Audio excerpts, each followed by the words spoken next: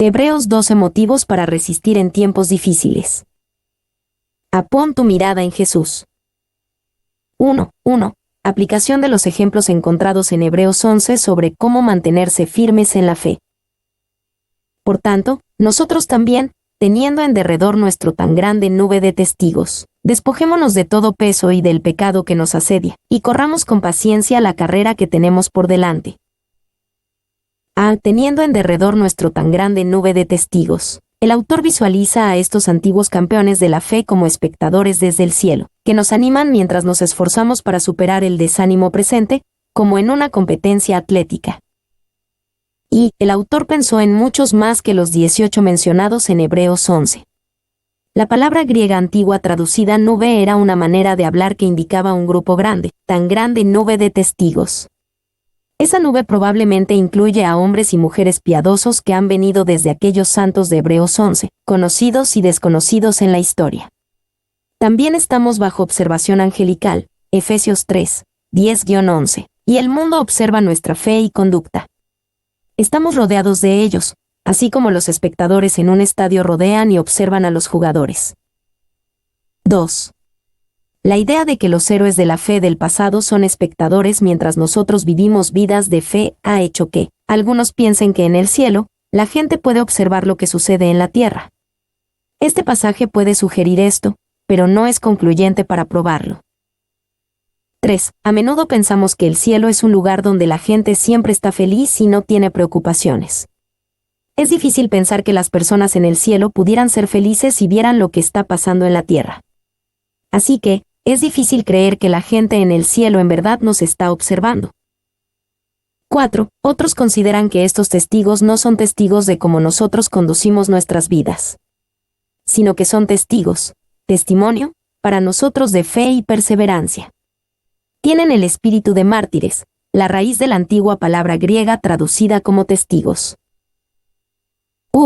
Tanto los griegos como los latinos a menudo usan el término nube para expresar un gran número de personas o cosas. Clarke. Despojémonos de todo peso y del pecado. El pecado puede evitar que avancemos. Pero también hay otras cosas que no son pecado, todo peso, sino simples estorbos que pueden impedir que sigamos corriendo efectivamente la carrera que Dios tiene para nosotros. Y nuestras decisiones no siempre son entre lo correcto y lo incorrecto, sino entre algo que puede estorbarnos y otra cosa que no. ¿Hay algún peso en su vida del que necesite despojarse? C. Del pecado que nos asedia. Asedia es la traducción de una palabra griega antigua difícil, euperistaton, la cual puede ser traducida de 4 maneras diferentes: fácil de evitar, admirado, asediar o peligroso. Y despojémonos de todos ellos. Algunos pecados pueden ser fácilmente evitados, pero no lo son. Algunos pecados son admirados, pero deben ser evadidos. Algunos pecados nos asedian y son especialmente dañinos. Algunos pecados son más peligrosos que otros. 2. Si estos pecados que nos asedian en verdad fueran el resultado de posesión demoníaca o influencia demoníaca en el cristiano, ¿no sería este el mejor momento para que el Espíritu Santo tratara este tema? Sin embargo, nunca se nos da una razón por la cual podamos culpar a los demonios de nuestro pecado. El llamado es simplemente para que, en el poder del Espíritu Santo, nos despojemos de todo peso y del pecado que nos asedia. Decorramos con paciencia. Lo que necesitamos es paciencia, para terminar lo que hemos empezado en Cristo Jesús, la carrera que tenemos por delante. Y Él está con nosotros en el punto de partida, y nos dice de todo corazón, no corran, sino corramos. El apóstol mismo está a nuestro lado como corredor. Spurgeon. 2. Dios ha puesto ante ti, y cada uno de nosotros, una carrera. Debes correrla, y esto requerirá esfuerzo y compromiso. Ser pasivo nunca gana una carrera. Dios quiere que corramos la carrera, y que la terminemos bien. 3. La paciencia es necesaria para correr esa carrera. Paciencia traduce la palabra del griego antiguo upomón, la cual no habla de la paciencia que se sienta y acepta las cosas, sino de la paciencia que domina las cosas. Es una determinación, que no apresura, sin embargo no retrasa, la cual avanza firmemente y se niega a ser desviada. Barclay. 4. En Hechos 20:24, Pablo se ve a sí mismo como un corredor que tiene una carrera por terminar, y nada podría impedir que Pablo terminara la carrera con gozo.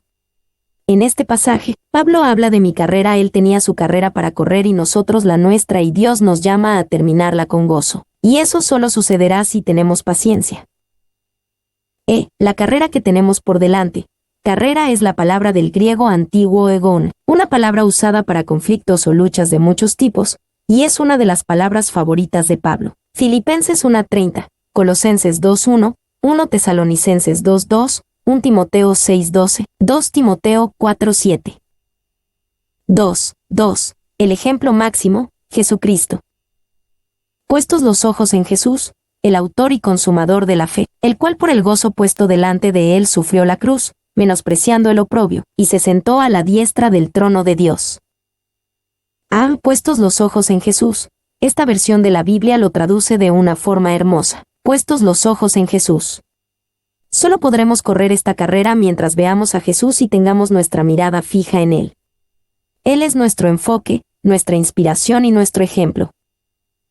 Y, en el griego antiguo, puestos los ojos en Jesús usa un verbo que implica desviar la mirada de otras cosas y poner los ojos en Jesús.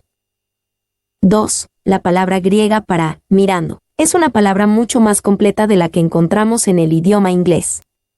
Tiene una preposición en ella que aparta la mirada de todo lo demás.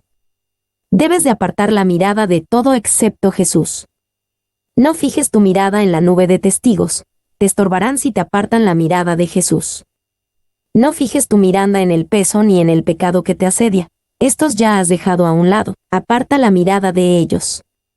Ni siquiera fijes tu mirada en el curso de la carrera, ni en los competidores, sino mira a Jesús y así comienza la carrera.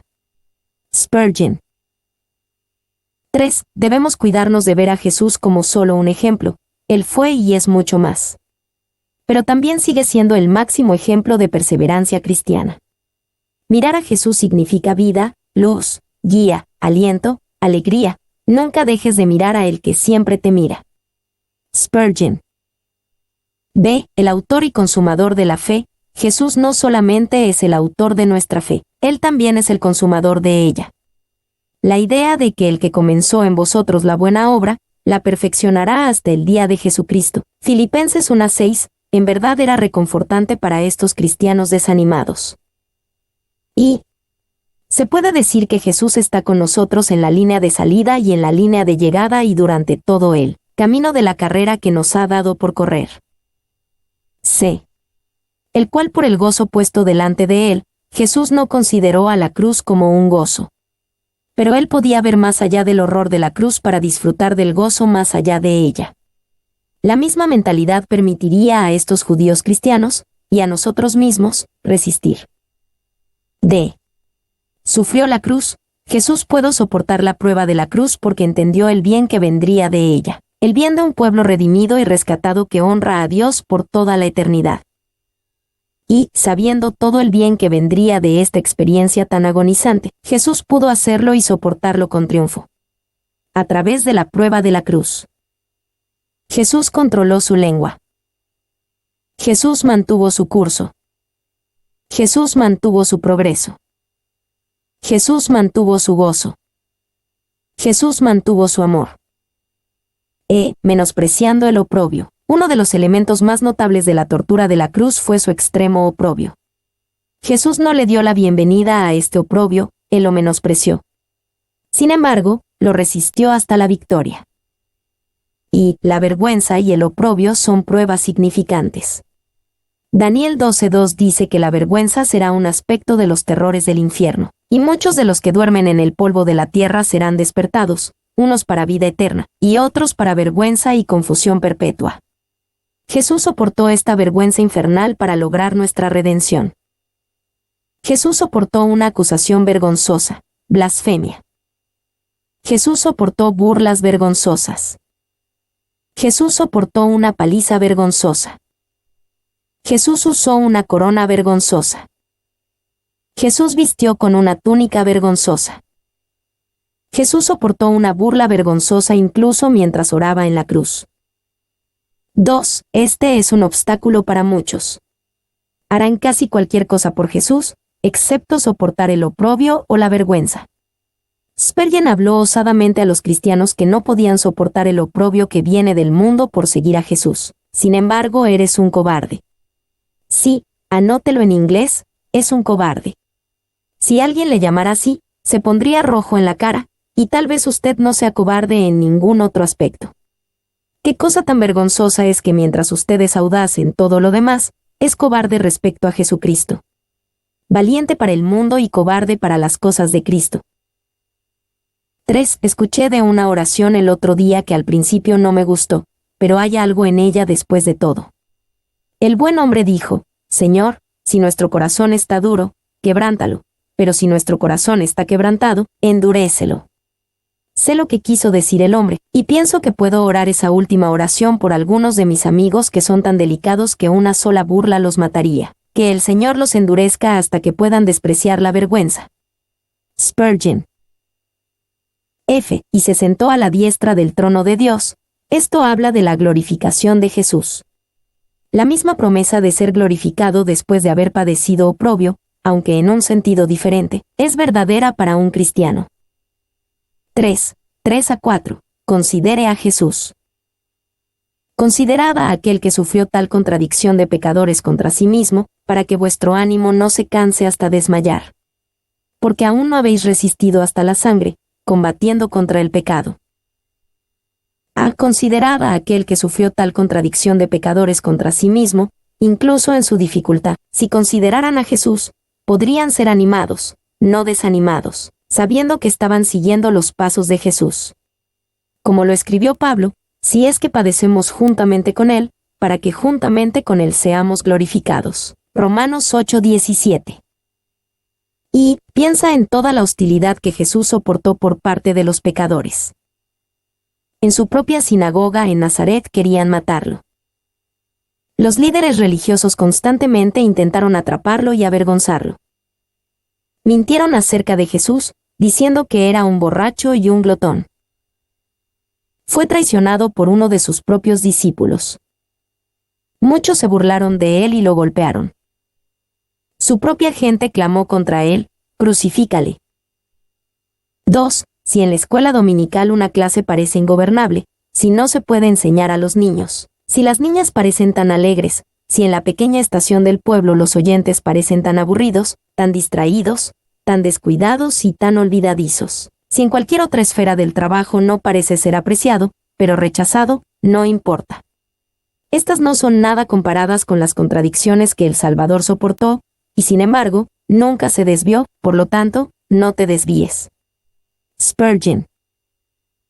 B. Para que vuestro ánimo no se canse hasta desmayar. Saber que Jesús no nos pide más de lo que Él mismo experimentó, y que Él conoce exactamente por lo que estamos pasando permite que nuestro ánimo no se canse hasta desmayar.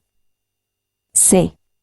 Porque aún no habéis resistido hasta la sangre, combatiendo contra el pecado. Estos cristianos judíos estaban tan desanimados porque estaban empezando a padecer una persecución social, económica significativa, aunque todavía no hasta la sangre. D. ¿Por qué Dios permite tiempos difíciles? La disciplina de Dios.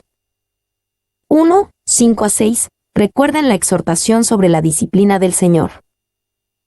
Y habéis ya olvidado la exhortación que como a hijos se os dirige, diciendo: Hijo mío, no menosprecies la disciplina del Señor, ni desmayes cuando eres reprendido por Él, porque el Señor al que ama, disciplina, y azota a todo el que recibe por hijo. Y habéis ya olvidado. Un gran motivo para el desánimo entre estos judíos cristianos era que ellos no veían por qué razón Dios permitiría que se presentaran tiempos difíciles. Habían olvidado los principios acerca de la disciplina del Señor. Y muchas de las dificultades en la vida cristiana pueden remontarse a estas tres palabras: habéis ya olvidado. Tal vez sea un principio que recordamos en la mente, pero que hemos olvidado en el corazón, y debemos recordarlo nuevamente. 2. En tiempos de prueba o estrés, muchos cristianos olvidan algunos conceptos básicos. Se preguntan si Dios todavía tiene el control o si todavía los ama. Debemos admitir que Dios sí permite todo lo que sucede, así que él debe al menos aprobarlo pasivamente, porque definitivamente tiene el poder de detener las cosas malas que suceden. 3. Por supuesto, Dios nunca puede ser el autor de la maldad. Pero sí permite que otros elijan el mal, y puede usar esa mala decisión que otro hace para lograr sus buenos propósitos, aunque solo sea para demostrar su justicia y rectitud en contraste con el mal. D. Que como a hijos se os dirige, la cita de Proverbios 3. 11-12 nos recuerda que la disciplina de Dios nunca debe tomarse como una señal de rechazo. Es más bien una señal de que nos trata como sus hijos. Y solo el cristiano más orgulloso afirmaría que nunca tiene necesidad de la disciplina de Dios.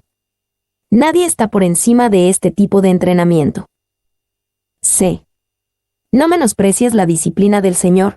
Cuando viene la disciplina, es una ofensa para Dios cuando la despreciamos. La disciplina es su amorosa herramienta de corrección y debemos recibirla con gratitud.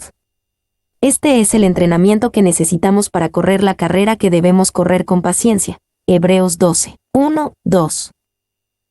Y a menudo he escuchado a un padre decir, muchacho, si lloras por eso, tendrás algo por lo que llorar pronto. Entonces, si murmuramos por poco, Dios nos da algo que nos hará llorar.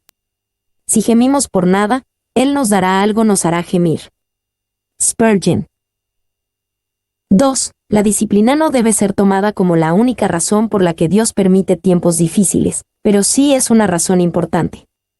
Por ejemplo, sabemos que Dios permite tiempos difíciles para que podamos, más adelante, ser de apoyo para alguien más, así como Dios nos confortó a nosotros en momentos de crisis. 2 Corintios 1, 3-7. 3. Es por eso que Santiago nos recomienda que hagamos una oración por sabiduría en el contexto de soportar las pruebas. Santiago 1, 2-5. Necesitamos saber cómo reaccionar de diferentes formas cuando Dios hace diferentes cosas. 2, 7-8. La disciplina es una señal que somos hijos de Dios. Si soportáis la disciplina, Dios os trata como a hijos, porque, ¿qué hijo es aquel a quien el Padre no disciplina? Pero si se os deja sin disciplina, de la cual todos han sido participantes, entonces sois bastardos, y no hijos. Dios os trata como a hijos. Un hecho fundamental de la relación del creyente con Dios es que Él es para su pueblo como un buen padre amoroso es para su hijo o hija. A muchas personas se les hace difícil relacionar a Dios como un padre amoroso porque nunca conocieron a un padre humano bueno y amoroso en su propia experiencia. Sin embargo, incluso ellos pueden recibir el amor de Dios el Padre. Y no todos hemos conocido por experiencia lo que es un padre modelo, pero todos sabemos por intuición lo que es un buen padre. Dios es ese Padre perfecto, y nos ha dado esa intuición. Uno se siente defraudado o decepcionado por un mal padre porque intuitivamente los compara con nuestro buen Padre en el cielo. B. Dios os trata como a hijos. La corrección de Dios nunca es para castigarnos o hacernos pagar por nuestros pecados. Eso se hizo de una vez por todas en la cruz. Su corrección está motivada solamente por su amor, no por su justicia. Él nos disciplina sin ira. Y, aunque nunca será procesado ante el tribunal de Dios como criminal y castigado por su culpa, sin embargo, ahora se encuentra en una nueva relación, la de un hijo con su padre, y como hijo puede ser castigado a causa del pecado. Spurgeon. C. Pero si se os deja sin disciplina, entonces sois bastardos, y no hijos. Aquellos que creen estar más allá de la disciplina de Dios no aprecian que esta es una marca de un verdadero hijo, y sin saberlo, se asocian con bastardos, y no hijos de Dios. Y, cuando esta actitud es realizada, entendemos la conexión directa y bendecida entre discipulado y disciplina. Tomás. De bastardos, y no hijos, Dios demuestra su ira cuando ignora nuestro pecado, dejándolo pasar sin corrección. Su inactividad nunca es por ignorancia o por falta de iniciativa, como puede ser el caso con un padre humano. 3, 9-10. La disciplina de Dios es superior a la de los padres humanos. Por otra parte, tuvimos a nuestros padres terrenales que nos disciplinaban, y los venerábamos. ¿Por qué no obedeceremos mucho mejor al Padre de los Espíritus, y viviremos? Y aquellos, Ciertamente por pocos días nos disciplinaban como a ellos les parecía, pero para lo que nos es provechoso, para que participemos de su santidad. Tuvimos a nuestros padres terrenales que nos disciplinaban, y los venerábamos. Deberíamos ser más sumisos y respetuosos con la corrección de nuestro Padre Celestial que con la corrección de nuestro Padre terrenal. B. ¿Por qué no obedeceremos mucho mejor al Padre de los Espíritus, y viviremos? Por lo tanto, nunca debemos despreciar a Dios por su disciplina, aunque sea desagradable por un momento. Cuando nos resentimos, nos consideramos virtualmente iguales a Dios en vez de vernos como sus hijos. Y puede ser humillante y causar amargura ser disciplinado por un igual, pero no es igual ser disciplinado por alguien que es legítimamente nuestro superior. El resentimiento contra la disciplina muestra cómo vemos a Dios y cómo nos vemos a nosotros. C. Pero para lo que nos es provechoso, los padres humanos, incluso con la mejor intención, solo pueden disciplinar imperfectamente porque carecen de un conocimiento perfecto. El Dios que todo lo sabe puede disciplinarnos perfectamente, con resultados mejores y más duraderos que los que pueda lograr incluso el mejor Padre terrenal. Y la fe ve que en su peor dolor no hay nada penal, no hay ni una gota de la ira de Dios en él, todo es enviado con amor. Spurgeon. 4:11. Vea el resultado de la disciplina más que el proceso de disciplina. Es verdad que ninguna disciplina al presente parece ser causa de gozo, sino de tristeza, pero después da fruto apacible de justicia a los que en ella han sido ejercitados. Ninguna disciplina al presente parece ser causa de gozo. Las pruebas son pruebas y la disciplina es disciplina. Si no nos duele o nos pesan, entonces no sirven su propósito. A menudo queremos pruebas que no son pruebas y disciplina que no es disciplina. Y Spurgeon observó que en el ámbito natural podemos ser desviados por lo que parece ser. La tierra no parece moverse ni parece ser redonda, el sol parece ser más grande al atardecer, y así sucesivamente. Ahora bien, si hasta en las cosas naturales lo que parece ser no es la verdad, y la apariencia es muy a menudo falsa, podemos estar seguros de que aunque la aflicción parece ser una cosa, en realidad no es lo que parece ser. Spurgeon.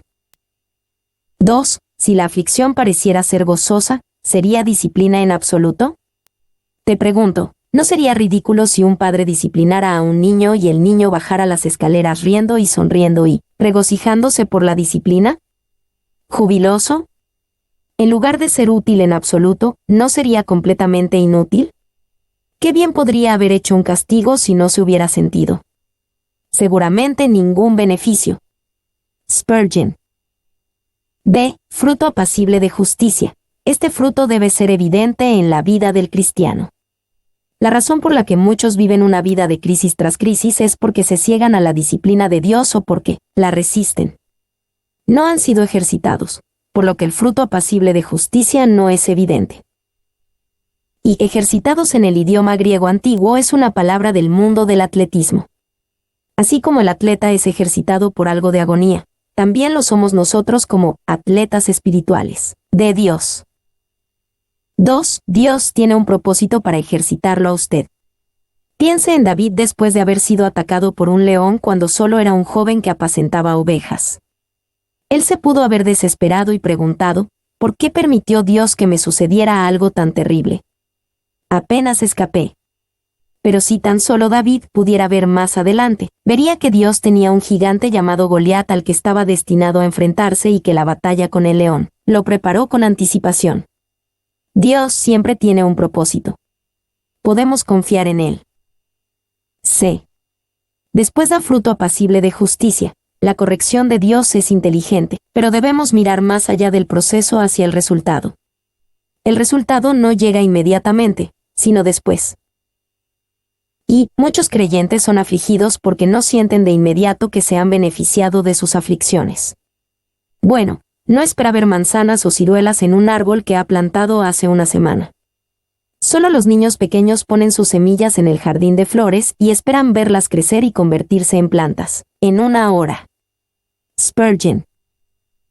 2. Notamos que en esta sección sobre la disciplina, el autor no mencionó a Jesús como ejemplo. Esto es porque Jesús nunca tuvo que ser disciplinado por su Padre. Jesús sufrió, pero no porque fue disciplinado. Su aplicación: levántese, arréglese, sea valiente y tenga cuidado. 1, 12 a 13. Levántese, sea fuerte. Por lo cual, levantad las manos caídas y las rodillas paralizadas, y haced sendas derechas para vuestros pies, para que lo cojo no se salga del camino, sino que sea sanado. Por lo cual, levantad las manos caídas, casi como un entrenador o un oficial militar. El autor les dice a sus compañeros seguidores de Jesús que se animen y se mantengan activos. Les había dado muchas razones para ser fortalecidos en el Señor y deshacerse del desánimo. Había llegado el tiempo de hacerlo. B, sino que sea sanado. Las imágenes aquí: manos y rodillas levantadas, pies hacia adelante, hablan de la disposición para trabajar y moverse por Jesús y su reino. Esta disposición es la primera en irse cuando uno se rinde ante el desánimo. 2, 14 a 17. Use la fuerza de Dios para arreglar las cosas en su forma de vivir. Seguid la paz con todos, y la santidad, sin la cual nadie verá al Señor. Mirad bien, no sea que alguno deje de alcanzar la gracia de Dios, que brotando alguna raíz de amargura, os estorbe, y por ella muchos sean contaminados, no sea que haya algún fornicario, o profano, como Esaú, que por una sola comida vendió su primogenitura. Porque ya sabéis que aún después, deseando heredar la bendición, fue desechado, y no hubo oportunidad para el arrepentimiento, aunque la procuró con lágrimas.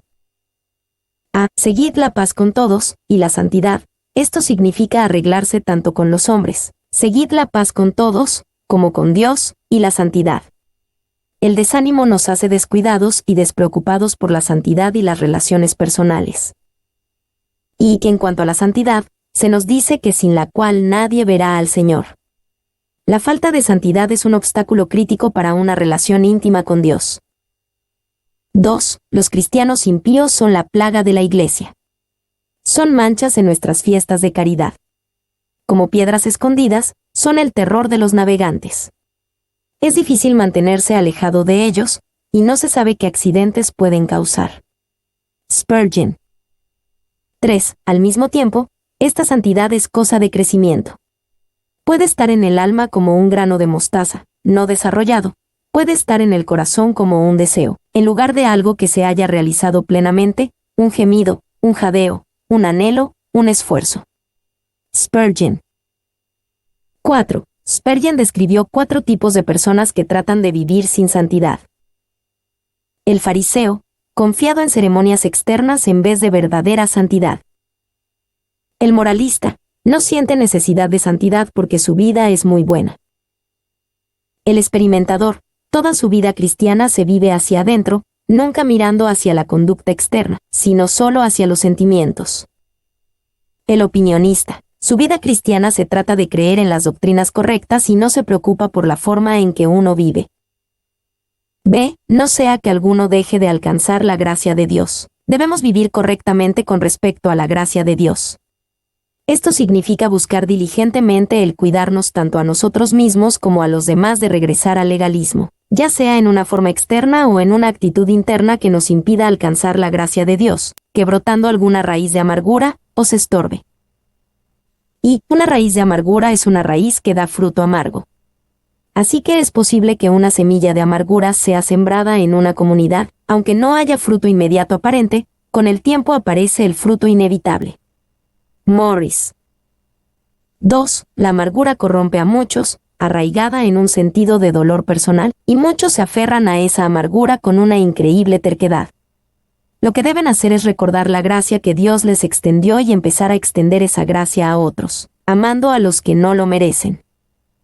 3. William Barclay escribió que la frase "deje de alcanzar la gracia de Dios" también puede traducirse como quedarse atrás de la gracia de Dios. La idea es que la gracia de Dios sigue adelante, más allá del dolor y el sufrir del pasado. Nosotros también debemos seguir adelante. C. No sea que haya algún fornicario, o profano, debemos hacer lo correcto con respecto a nuestra conducta moral. Recuerda que hay bendiciones reservadas solo para los de limpio corazón, porque ellos verán a Dios. Mateo 5:8. Y, tomas acerca de la palabra profano, proviene de las palabras latinas profanum. Fuera de cada templo, fanum, Había una área de tierra abierta a todos, donde la gente se reunía, un lugar abierto sin cercado. En contraste con esto estaba el recinto sagrado del templo. Esaú no tuvo un recinto sagrado en su vida, y en este sentido era un hombre puramente secular. D. Como Esaú, que por una sola comida vendió su primogenitura. Muchos cristianos hoy en día venden su derecho a la intimidad con Dios tan barata como Esaú vendió su primogenitura. Génesis 25, 29-34 y 27, 30-40. Y no hubo oportunidad para el arrepentimiento, no es cuestión de perdón. El perdón de Dios siempre existe para el penitente. Esaú pudo haber regresado a Dios, pero no pudo deshacer su acción. Morris. 2. Aunque la procuró con lágrimas, luego cuando Esaú buscó la bendición, fue desechado por su padre Isaac. La primogenitura de Esaú no fue restaurada solo porque deseó recuperarla. Nunca podría ser recuperada porque la menospreció. 3. 18-21. Sé valiente, porque no os habéis acercado al monte Sinaí. Porque no os habéis acercado al monte que se podía palpar, y que ardía en fuego, a la oscuridad, a las tinieblas y a la tempestad, al sonido de la trompeta, y a la voz que hablaba, la cual los que la oyeron rogaron que no se les hablase más, porque no podían soportar lo que se ordenaba. Si aún una bestia tocare el monte, será apedreada, o pasada con dardo, y tan terrible era lo que se veía, que Moisés dijo, estoy espantado y temblando. Porque no os habéis acercado al monte que se podía palpar, y que ardía en fuego. Éxodo 19, 10-25 explica cómo fue cuando Israel llegó al monte Sinaí. La montaña estaba cercada, no se podía pasar bajo pena de muerte. Se les ordenaba lavar sus ropas y abstenerse de tener relaciones sexuales. Hubo truenos, relámpagos y una densa nube. Hubo un sonido de trompeta, que llamaba a la nación a encontrarse con Dios. Había más humo, como un horno, y terremotos. Entonces la trompeta hacía un sonido prolongado hasta que Moisés habló y Dios mismo respondió. Dios habló a Israel desde Sinaí, pero les advertía de todas las formas posibles que se mantuvieran lejos. B. La cual los que la oyeron rogaron que no se les hablase más. La reacción de Israel fue comprensible. Ellos estaban aterrorizados. Éxodo 20, 18-21. Ellos querían que la experiencia terminara, no que continuara. Y aún Moisés estaba asustado. Moisés dijo, estoy espantado y temblando. Deuteronomio 9:19. 2. Todo este temor no logró promover la santidad entre el pueblo de Israel. No logró cambiar el corazón de Israel. 40 días después, adoraron a un becerro de oro diciendo que había sido él quien lo sacó de Egipto. 4. 22-24. Sé valiente, porque os habéis acercado al monte de Sión. Sino que os habéis acercado al monte de Sión, a la ciudad del Dios vivo, Jerusalén la celestial, a la compañía de muchos millares de ángeles, a la congregación de los primogénitos que están inscritos en los cielos, a Dios el juez de todos, a los espíritus de los justos hechos perfectos, a Jesús el mediador del nuevo pacto, y a la sangre rociada que habla mejor que la de Abel. Sino que os habéis acercado al monte de Sión, estamos en un lugar diferente. Nuestra relación con Dios no se basa en la experiencia de Israel en el monte Sinaí. Nosotros llegamos al otro monte de Dios, Sión, el nombre de la colina donde se encuentra Jerusalén. La ley llegó al Sinaí, la cruz estaba en Sión. B. La ciudad del Dios vivo. No había ciudad en el monte Sinaí, estaba en el desierto. C. Jerusalén la celestial. Sinaí está asociada con Egipto, Sión se asocia con lo celestial. D. A la compañía de muchos millares de ángeles, varios ángeles entregaron la ley a Moisés en el monte Sinaí, pero el monte de Sión tiene la compañía de muchos millares de ángeles. E. A la congregación de los primogénitos que están inscritos en los cielos. Lo que Dios dio en el monte Sinaí fue principalmente para Israel. Lo que Dios dio en el monte de Sión es para todos y cubre a todos los redimidos. F. A Dios el juez de todos, a los espíritus de los justos hechos perfectos. El monte de Sión no elimina a Dios como el juez de todos, para nada. Más bien, La obra que hizo Jesús en el monte Sión satisface la justicia de Dios, resultando en los espíritus de los justos hechos perfectos. G. A Jesús el mediador del nuevo pacto. El monte Sinaí se trataba de un antiguo pacto basado en ganar y merecer. El monte de Sión se basa en un nuevo pacto con Jesús el mediador basado en creer y recibir. H. A la sangre rociada que habla mejor que la de Abel. La sangre de Abel no se refiere a la sangre que derramó cuando fue martirizado. Más bien habla de la sangre del sacrificio que hizo, el primer sacrificio del hombre para Dios registrado en la Biblia. La sangre de Jesús habla mejor que la sangre de los sacrificios animales, la sangre de Abel. Y, sin embargo, es cierto que la sangre de Jesús el Mesías habla mejor que la sangre de Abel el mártir. La sangre de Abel proclamó, la justicia debe ser satisfecha, trae venganza. La sangre de Jesús proclamó, la justicia ha sido satisfecha, trae misericordia. Y, sino que os habéis acercado al monte de Sión, la lección es clara. No deberíamos venir al monte Sión como si fuéramos al monte Sinaí. Así que ya no dude, anímese y sea valiente al acercarse a Dios. Y, considere los contrastes entre el monte Sinaí y el monte de Sión. El monte Sinaí fue marcado por el miedo y el terror. El monte de Sión es un lugar de amor y perdón. El monte Sinaí está en el desierto. El monte de Sión es la ciudad del Dios viviente. El monte Sinaí habló de cosas terrenales. El monte de Sión habla de cosas celestiales. En el monte Sinaí, solo a Moisés le era permitido acercarse a Dios. En el monte de Sión, una compañía de muchos millares, una congregación, es invitada a acercarse. El monte Sinaí fue caracterizado por hombres culpables con miedo. El monte de Sión cuenta con justos hechos perfectos. En el monte Sinaí, Moisés era el mediador. En el monte de Sión, Jesús es el mediador. El monte Sinaí trajo el antiguo pacto, el cual era ratificado con sangre de animales. El monte de Sión trae un nuevo pacto, el cual es ratificado con la sangre del precioso Hijo de Dios.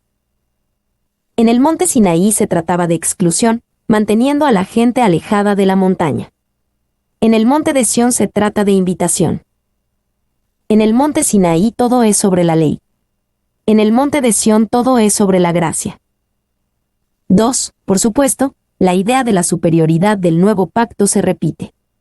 Muestra que estos cristianos judíos ni siquiera deberían considerar regresar y preferir la religión del monte Sinaí sobre la relación del monte de Sión. 5. 25 a 26. Tenga cuidado, un gran privilegio viene con una gran advertencia y peligro. Mirad que no desechéis al que habla. Porque si no escaparon aquellos que desecharon al que los amonestaba en la tierra, mucho menos nosotros, si desecháremos al que amonesta desde los cielos. La voz del cual conmovió entonces la tierra, pero ahora ha prometido, diciendo, aún una vez, y conmoveré no solamente la tierra, sino también el cielo. Admirad que no desechéis al que habla.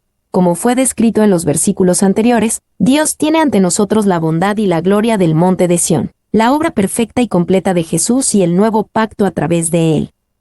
Si rechazamos esto de Dios, no podemos ignorar las consecuencias. B. No escaparon aquellos, hubo consecuencias por rebelarse en el monte Sinaí. Hay y debería haber consecuencias aún mayores por resistir la obra superior de Dios en Sión. C. La voz del cual conmovió entonces la tierra, y conmoveré no solamente la tierra, sino también el cielo. Dios conmovió la tierra con su voz en el monte Sinaí. El nuevo pacto conmueve aún más, y conmoveré no solamente la tierra, sino también el cielo. Y es fácil, y peligroso, pensar que Dios era un Dios malo y severo en el Antiguo Testamento y de alguna manera se hizo bueno en el Nuevo Testamento. Esto es tan engañoso. Hay más misericordia en el Antiguo Testamento de lo que muchos imaginan. Al igual, hay más juicio en el Nuevo Testamento de lo que muchos imaginan. 2. Cuando todo es conmovido, la pregunta será, ¿dónde estás parado? ¿Estás sobre algo seguro? ¿Estás protegido? 6. 27. ¿Por qué Dios conmueve el orden presente? Y esta frase, aún una vez, indica la remoción de las cosas movibles, como cosas hechas, para que queden las inconmovibles. A. Indica la remoción de las cosas movibles. Dios promete conmover las cosas nuevamente para quitar la remoción, la dependencia en lo material, como en las cosas materiales, el materialismo. B. Para que queden las inconmovibles. Dios conmueve las cosas para probarlas, y luego para remover las cosas que no pueden soportar la prueba. 7. 28 a 29. El reino inconmovible. Así que, recibiendo nosotros un reino inconmovible, tengamos gratitud, y mediante ella sirvamos a Dios agradándole con temor y reverencia, porque nuestro Dios es fuego consumidor.